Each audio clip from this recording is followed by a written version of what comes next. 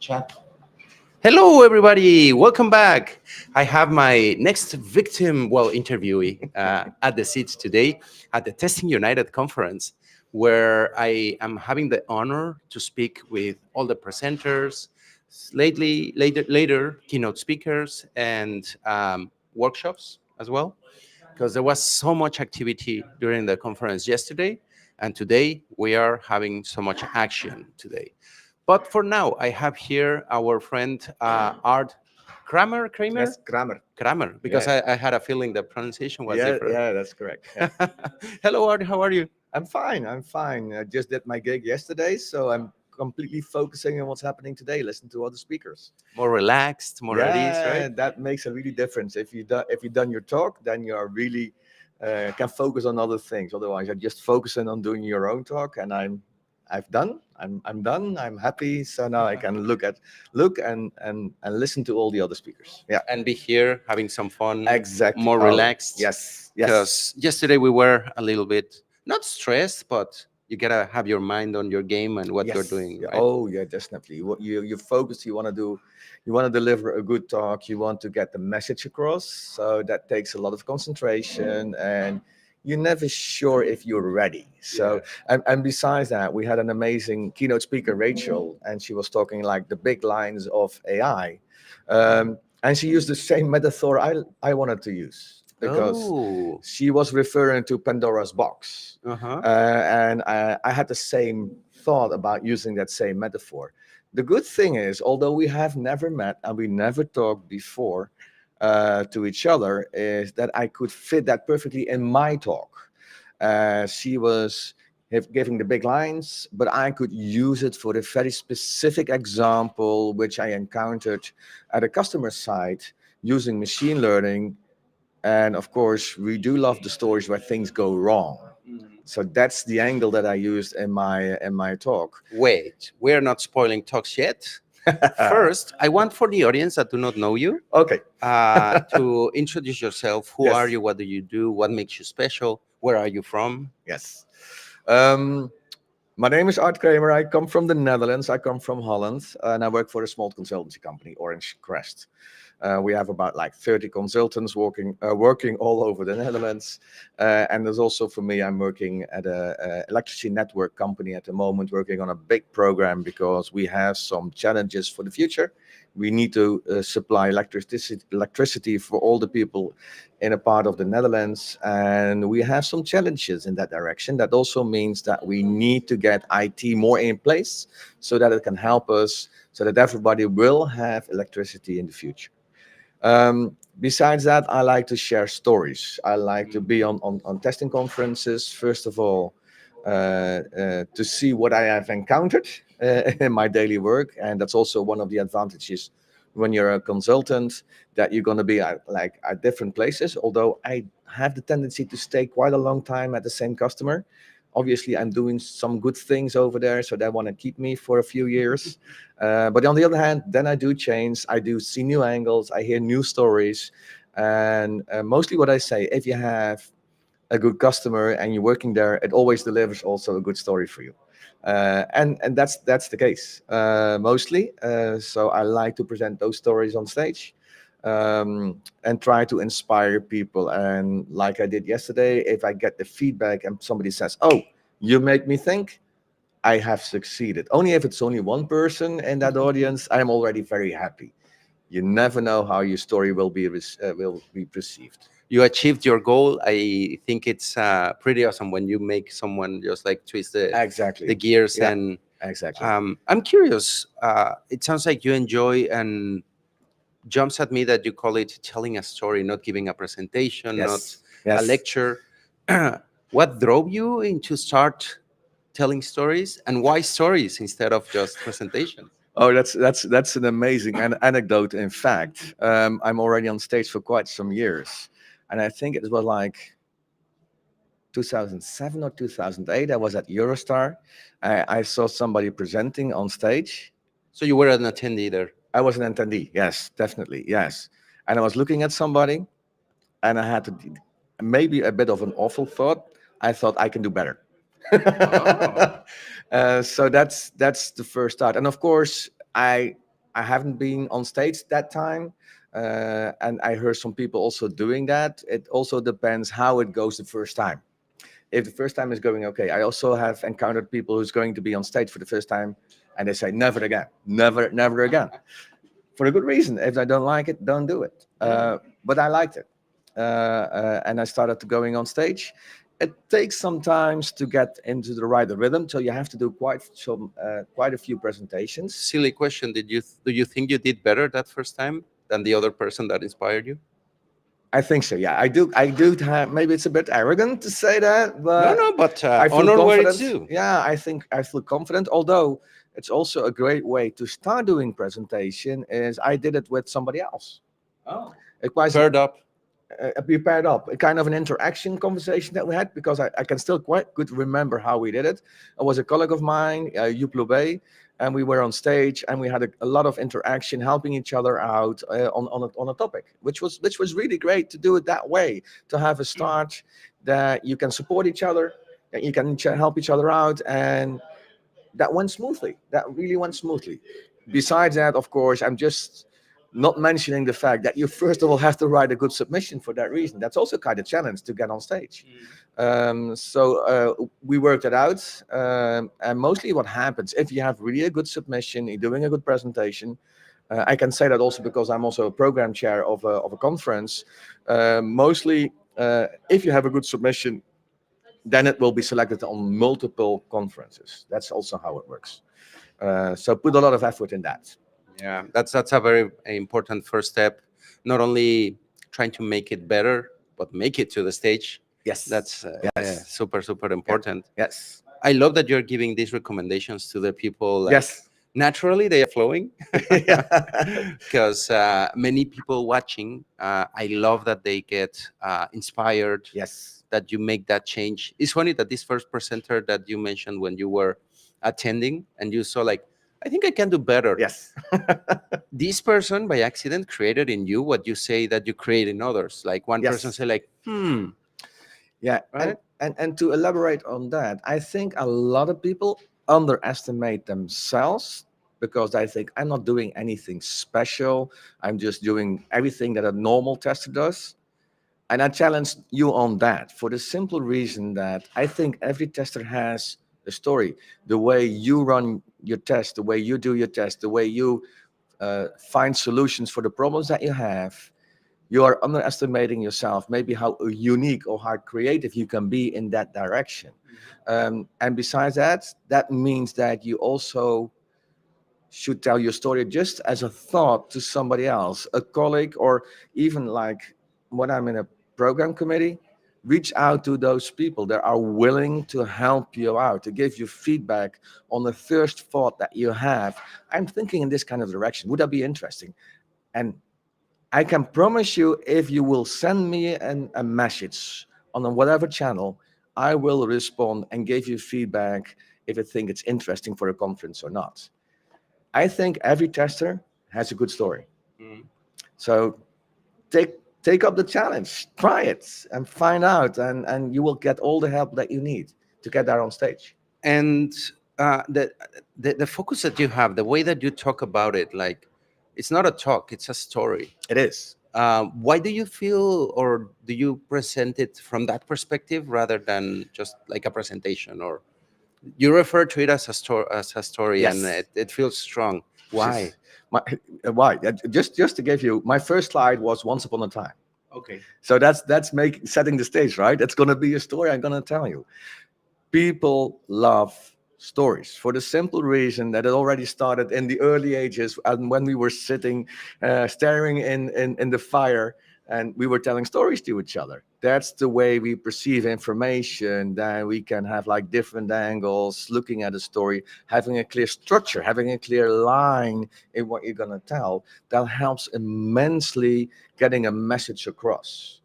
And a story also means like I try to have like non-verbal communication with the audience. I like to see if they like my story or how they respond to my story, and that's interesting to see if you get the message across. And people will remember a story. We love to tell stories, so I think that will be like a proper structure that can help you out. It's And you're even inspiring me at this moment, like, because I like stories. Hmm. I have studied a little bit here, the monomyth, the hero's journey, and all these things Yes. that, as you Yeah. say, humanity has grown around them, Yes. telling these epic tales and Yes. sitting cavemen around the fire, like, ooh, ooh, ooh, this was the story, right? And that attracts us. That gets us not only, because I think one key element, and that I like what you call refer as stories, it's not just like a preaching or something that it's difficult to remember when it's just like blah blah blah blah. Yeah. No, once upon a time, and everybody gets Yes. inspired, and you Yes. get the imagination, the Yes. juices flowing, right? Yes. Yeah. That's true. Besides that, also what you try to use, because that will activate your mind, is asking questions. When you ask questions somebody, he starts thinking, and that's also something that you like to achieve. Start thinking about something, and just put in a line with a question mark, and people says, oh, I have to think about that. So that also can help you very well in doing a presentation. That's also what I do. I also give a lot of tutorials and workshops for that reason, and it's all about giving people assignments with a question. This is a problem you need to solve. Go ahead. I haven't said in my introduction, but I am also very into sport. I have been a coach for many years. What type of sport? Volleyball. Oh, So because it's a sport that no, you have to use your mind for that. But that's an inside joke for those who play volleyball. But in deliberate learning, that is also something that I learned from another coach. Is giving somebody a problem and that he needs to solve it by himself, or so she has to solve it by herself. Never present like a kind of a solution. Is this is a problem, but also put them out of context, put it in a different context, and solve that problem. That's what we did a lot in sport. We don't just use the normal rules within volleyball, but we gave them an assignment out of the normal rules and solve the problem, because that's also what's going to happen in a match, that the opponent will do things you don't expect, and you should be able to respond to that. In fact, and you can do the same in work. Give people, if you want to train them, give them a problem that they haven't encountered before, and let's see if they can solve the puzzle, if they can solve the problem. And that will teach them, and they will learn a lot from that point of view. Is, oh, I'm getting out of my comfort zone. Now I have to do something differently. How am I going to do that? And that's really fun. It's fun to do, to say, oh, this is a puzzle. Let's see how I can solve it. That makes you think, that makes you learn, and that can help you immensely. that's I like this mix of Socratic method with Yes. lateral thinking and Yes. switching roles and perspectives. Yeah. I I like it because the element taking people out of the comfort zone and like, but what about this? Oh, how would I work around it? And I think it's great because you make the people be creative, Yes. come up with different solutions, perspectives, and now a little bit in the line of what was your talk yesterday. Yes. Did you apply anything like that in your talk? Can you spoil out your talk a little bit? Now, what I try to do in my talk is that I saw an example passing by about a company using machine learning to improve their work processes. Um, and in fact, they thought they could do it without any quality measures, without any testing, and they thought it's an off-the-shelf product. What can go wrong? You know, that was the question. What can go wrong? Question mark. A lot of things can go wrong, and a lot of things went wrong, because you know who are the best testers? The best testers are the end users, the people outside. They know how to challenge a product, and they did. They did challenge the product, and they find a way around it to use the system in a wrong way. And then I focused and I made a transition in how should you have tested this kind of specific solution. So I tried to go over the complete software development life cycle, from start to choosing an AI for what kind of reason, and then started implementing it, then starting testing it, and also doing some aftercare. Um, and I also want to show that although the world is looking for confidence, looking for certainty, and that's also a kind of a philosophical way of looking at the world, no, not that many things are certain in life. Besides that, you're going to die at the end. Hey, that's going And to happen. taxes And and you have to pay taxes, of course. Yes, I know that one. But the rest is a lot of uncertainty. And of course, we as testers have to deal with that uncertainty. And although our managers try to strive, give me certainty that the software is perfect, that you have tested everything.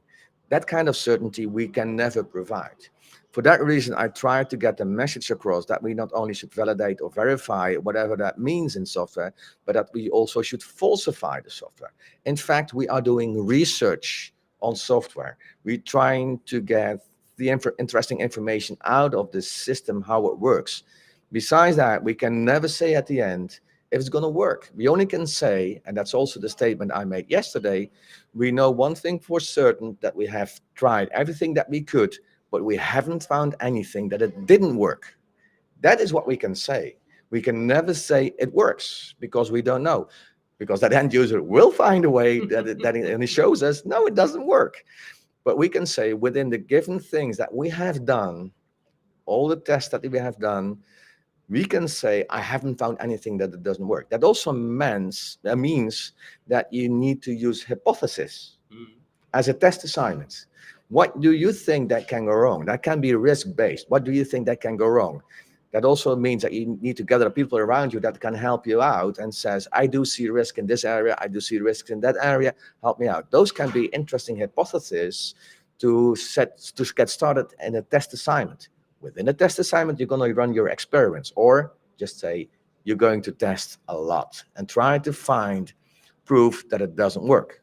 And as long as you haven't found it, keep on searching. And sometimes you just have to stop. Time is over.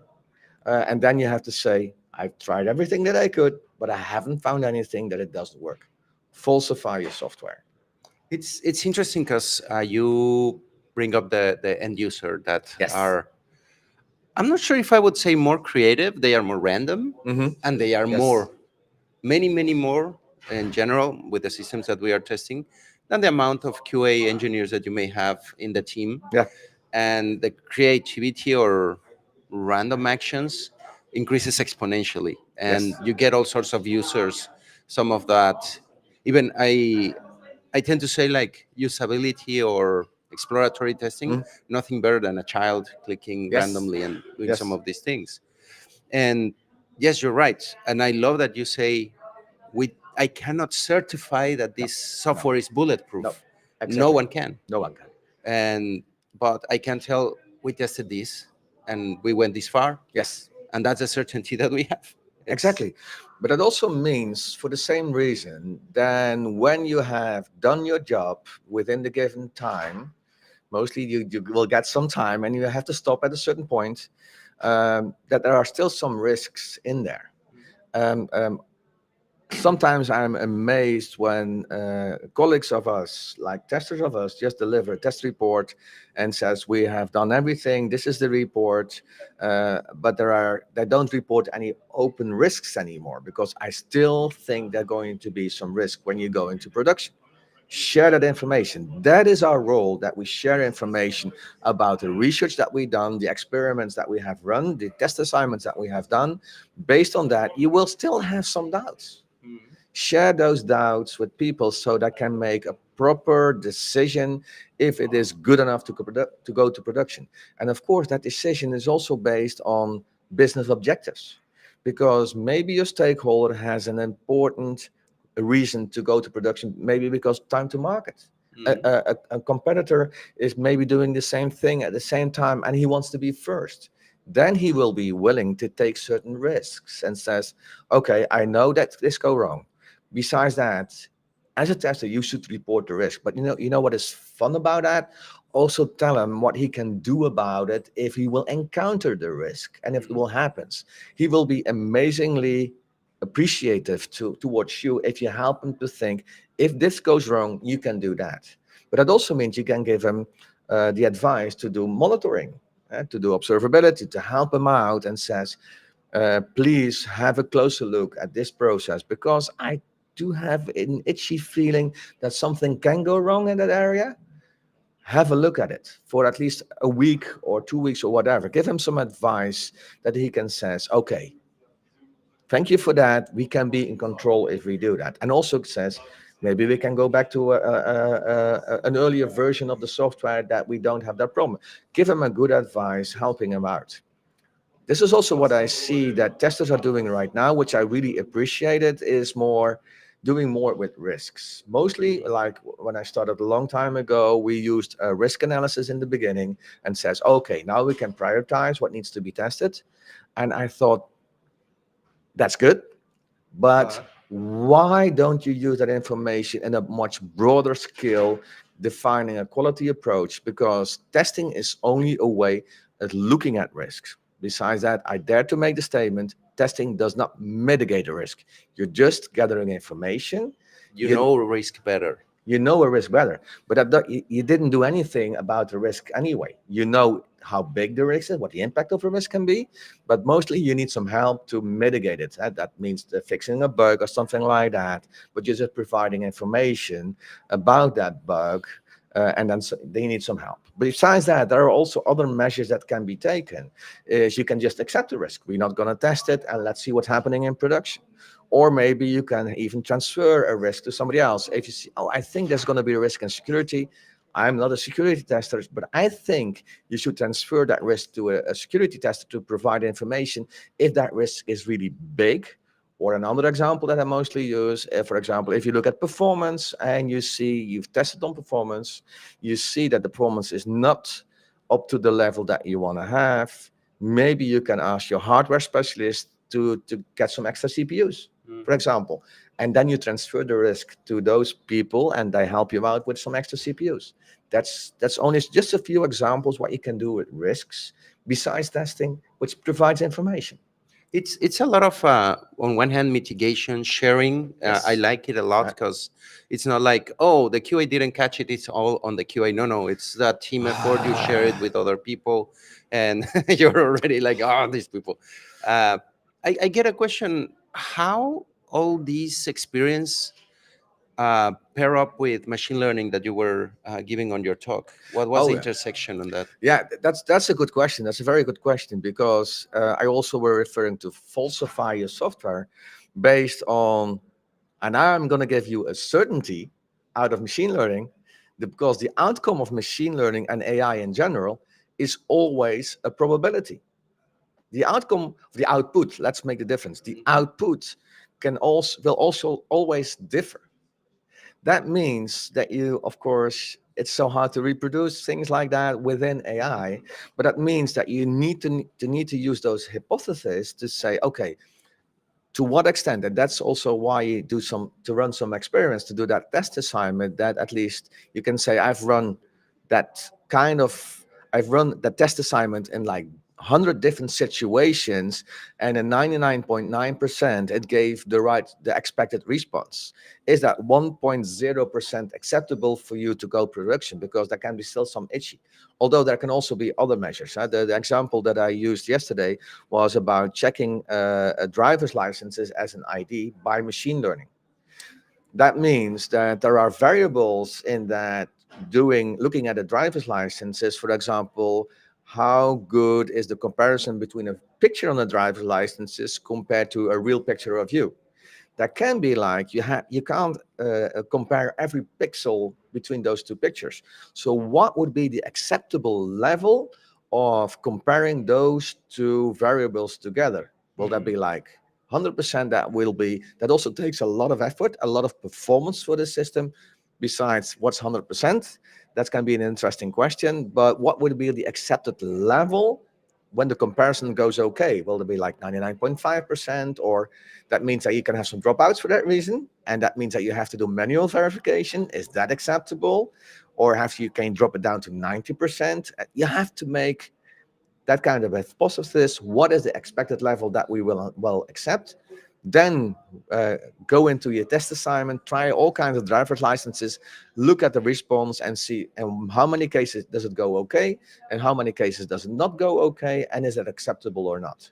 Then you falsify the system, and it says, like I said before, I tried everything that I could, but I haven't found anything that it didn't work, or at least to a certain extent it didn't work. I like a lot that you, on one hand, it made me smile a little bit when you mentioned like the license, driver's Yeah. license picture, which are always weird pictures, Yes. not like real pictures of ourselves. Yes. They always look I don't look that ugly. It's what usually everybody says. Yes. And using machine learning, all these, when I was saying earlier, the permutations and randomness that real users will get, I Yes. think that machine learning can easily come up because, as you say, a statistical output, Yes. which will never be the same. You Yes. always get randomness. And Yes. I never thought of this because, like, hey, machine learning, go crazy. Give me Yeah. all these inputs Yes. that could go wrong and more. Think of all the possible options, which I think it's mind blowing and kind of like twists the perspective of many people in the QA Mhm. world that we think, no, test case A, test case B, and that's what No, we no, are going no, to no, do. no, no, no, no. That side thinking, yeah, yeah, you're already in pain thinking about Yeah, that. And yeah, I yeah, can yeah, yeah, yeah. tell, but for in and ramping down a little bit Hmm. just to start to wrap up a little bit because Yeah. I have a feeling that we can keep talking for hours about this. It's super I don't know that the flavor of this lateral thinking Hmm. because I'm sure people in the audience hearing about all these ideas, they're like, huh, I never thought of QA in that way and that You should. literally that perspective. Would you give the audience some recommendations to improve that capacity to be able to see things different ways or align to what was your presentation? Yes, that's a very good and very interesting question. And we had a lot of presentations in this conference about AI and to use AI. And you can look at from like different angles, and maybe the statement can be, will it make us dumber or smarter? Yeah, that's a good one. For that reason. I had also an interesting discussion with some people during the conference, and I think if you really want to make a difference in the future, you have to become smarter, because all those tools, all that AI will help you out.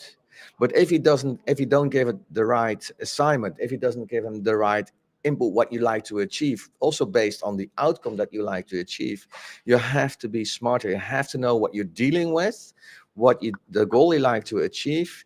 That means you really have to be creative. And of course, in that creativity, a tool can help you, but it's up to you to make the right decision. What do I like to cover? What do I like to look at?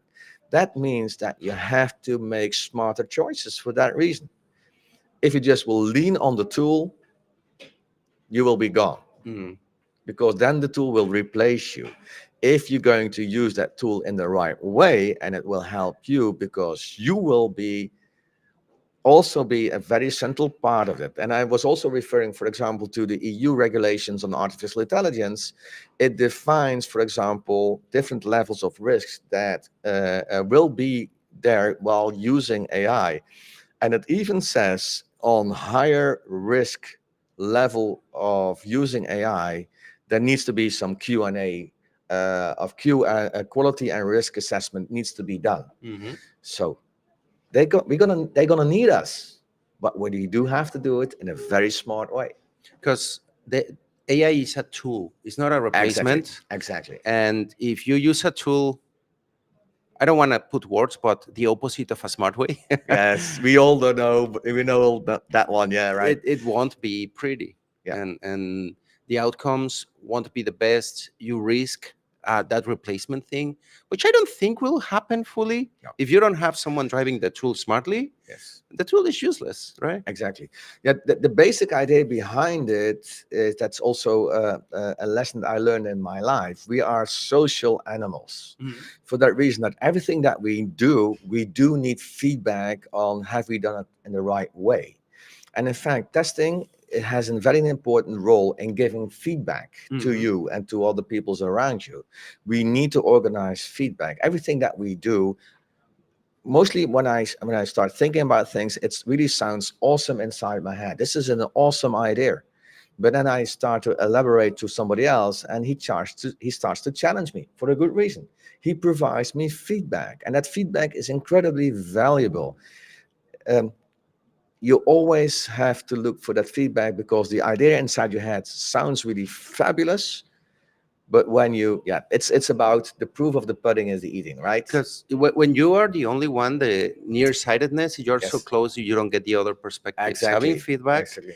you can explode in new possibilities that you haven't Yes, considered. And as you mentioned, QA is based on possibilities, Yes. identifying and Yes. trying to cover. Yes. I think that's a very good like recommendation. Mm-hmm. Get feedback, get Exactly. external perspectives, Exactly. get lateral thinking, and question yourself. Always. Be Always. guided by these Yes. questions, right? Yes. It's really important. Don't think that you know the absolute answer.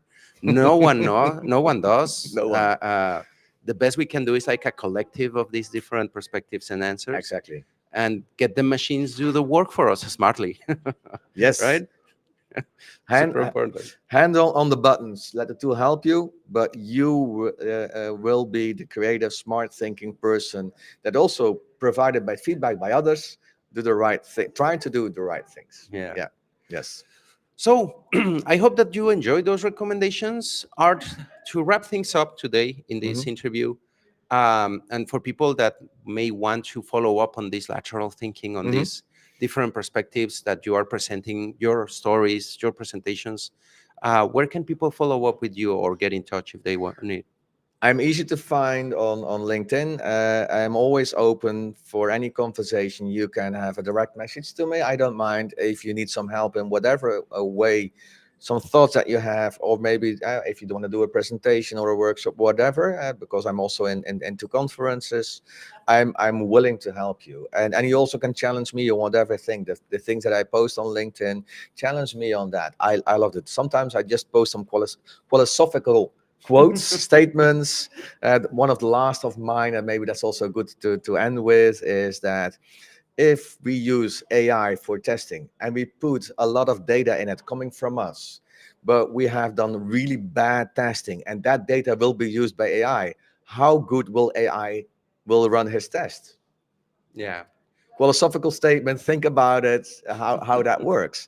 That is what I like, thinking about quality in line with philosophy. um, that makes me tick. Yeah. Well, as you can tell, you can reach out, lots of questions, Yes. make him question himself. Always. Thank you. I would appreciate it. And it goes both ways. I have a feeling that Arda Yeah. is gonna also make you question yourself, I hope and so. it's Yeah. gonna be a very interesting ping pong of Yes. Yeah. considering perspectives. Reach out also if you have ideas on CFPs and things. You have Yes. here also an expert reviewer of CFPs that can Yes. give you some insights.